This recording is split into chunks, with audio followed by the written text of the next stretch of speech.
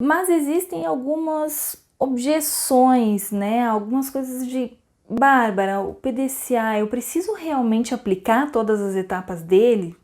Eu não gostaria de fazer tudo isso. Gente, um PDCA, para te dar um resultado bom, ele precisa fazer com que todas as etapas sejam seguidas na sequência. Seguidas na sequência. É redundante, mas isso é muito importante. Por quê? Porque as pessoas tendem a começou a resolver o problema, o que eles fazem? Já vão direto para o plano de ação. Então, muitas vezes eu oriento projetos de PDCA, já orientei muitos também, e eu também já realizei muitos PDCAs. E aí, quando a gente está ali começando a entender o problema, né, tem um tema, começando a coletar dados, as pessoas já começam, não, ó, mas se a gente fizer isso, e eu sempre falo, calma, gente, não vamos partir para a solução. A gente precisa entender um problema bem entendido é um problema quase resolvido. Essa frase eu levo para a vida. Entenda bem o seu problema, entenda quais fatos você tem. Então é importante que você tenha números e informações, né? Porque não tomar decisões a partir de feeling. Tendo fatos e dados, aí você parte para a definição da meta e por sequência, né, cada etapa na sua vez. Então, não adianta pular etapas, você precisa seguir todas elas. Outro ponto que as pessoas sempre me questionam, Bárbara, mas eu não quero fazer PDCA porque PDCA demora demais. Bom, primeira coisa, se ele demora demais é porque nós não estamos sabendo realizar, executar esse PDCA da forma correta. E existem dois pontos relevantes nessa situação. O primeiro deles que eu posso falar para vocês, e eu já vivenciei muito isso, é de que as pessoas começam a fazer PDCA e na hora de elaborar lá seu objetivo, sua meta, não colocam prazo. E aí eu sempre faço a seguinte pergunta, quando que você quer entregar esse PDCA, os resultados desse PDCA? Ah, mas precisa colocar prazo? Claro que precisa. Por quê? Por isso que muitas vezes demora demais, porque você não colocou o prazo e as pessoas acabam se desmotivando, porque esse PDCA, uma hora dessa a gente tem que entregar. Não é, eu já ouvi muito essa frase, uma hora dessa a gente precisa entregar o PDCA. Não, você precisa ter um prazo, definir ele e cumprir esse prazo. O outro ponto muito importante também, de não só definir o prazo, mas também fazer o gerenciamento desse PDCA. Por quê? Você não pode simplesmente, fizemos, né, coletamos todos os dados, as informações, definimos meta, montamos plano de ação e aí deixa cada um fazendo a sua ação. Não. O líder, ele precisa fazer a gestão e o acompanhamento desse PDCA. Por quê? Porque se ele deixar, né, cada um faz o seu, gente, a rotina em qualquer metodologia que você for aplicar, se você não tiver a gestão e acompanhamento, ela vai acabar se perdendo. Então você precisa fazer com que cada PDCA ele seja gerenciado pelo líder, tenha esse acompanhamento. Isso é muito importante. Por isso que muitas vezes as pessoas falam que PDCA dura demais, porque às vezes ela não tem prazo, ou às vezes tem prazo, mas não tem o gerenciamento adequado. E existem também erros que são cometidos ao executar o PDCA. Um deles é, já sei a causa raiz, e aí mesmo sabendo a causa raiz, eu vou colocar ele num formato de PDCA, só para dizer que eu fiz um PDCA. Se você sabe a causa raiz, você não precisa fazer um PDCA, faça um ver e agir, né? Já sabe qual é a solução, vai lá e implemente.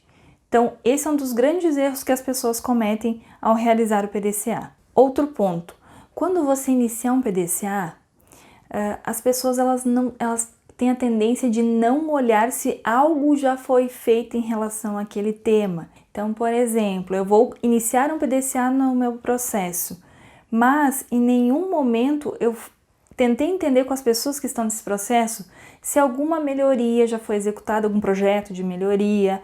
Então, porque muitas vezes alguém já tentou fazer, né, e por algum motivo não deu certo. Por que será que não deu certo? Se você tiver, aí vem a parte aquela do gerenciamento dos PDCAs.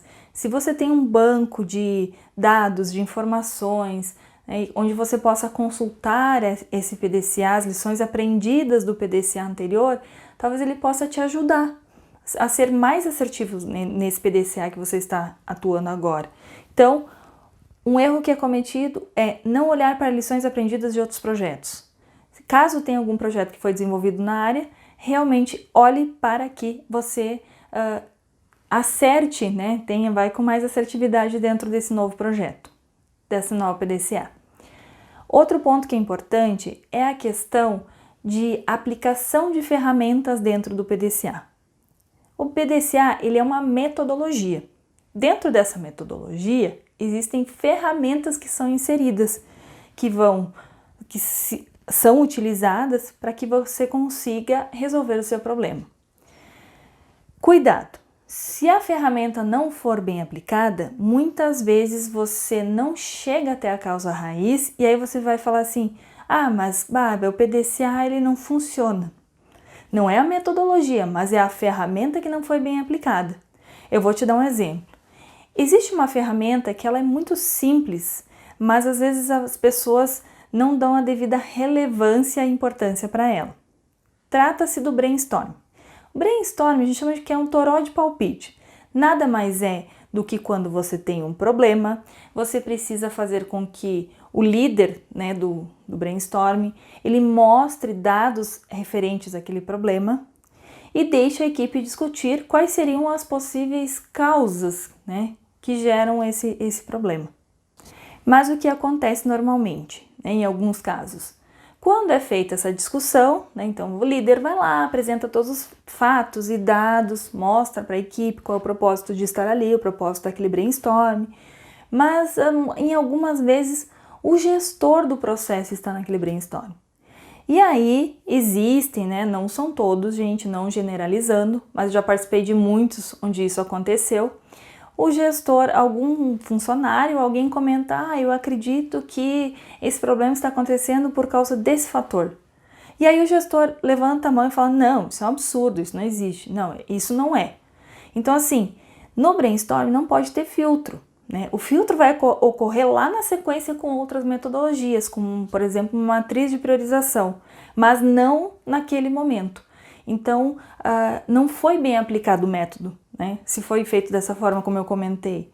Então precisa ter muito cuidado na aplicação das ferramentas. As ferramentas elas precisam ser bem aplicadas para que o método sim seja efetivo. Outro erro que é cometido, eu já citei um pouco dele anteriormente, é a questão da checagem do trabalho. Então a checagem das ações ela deve acontecer paralelamente de duas formas. Uma, ela deve ser feita durante o andamento das atividades, né, das ações, para realmente ver se estão sendo executadas as ações, e também ao final para corrigir algo se for necessário. Né? Ter um plano, nós comentamos que é um plano remanescente, ou seja, um plano que evite que esse problema venha a ocorrer. Então a gente precisa ter esses dois acompanhamentos. Se você não tiver acompanhamento das ações, pode ser que você chegue lá na data de entrega e realmente as ações não aconteceram. Outro ponto importante, as pessoas não fazem a padronização muitas vezes. Eu mesmo cometi esse erro lá nos primeiros PDCAs que eu fiz há uma boa quantidade de tempo atrás, no qual coisas óbvias eu acreditava que não precisavam ser padronizadas. Pessoal, eu sempre falo o que é óbvio para mim pode não ser óbvio para você e o que é óbvio para você pode não ser óbvio para mim. Então, precisa sim ser padronizado, de forma simples, de forma objetiva, né, nas regras da empresa, mas precisa ser padronizado sim. Por quê? Pessoas saem do setor, né, tem uma rotatividade ou vão para outra empresa, a gente recebe pessoas novas na empresa, então precisa sim ter esse padrão.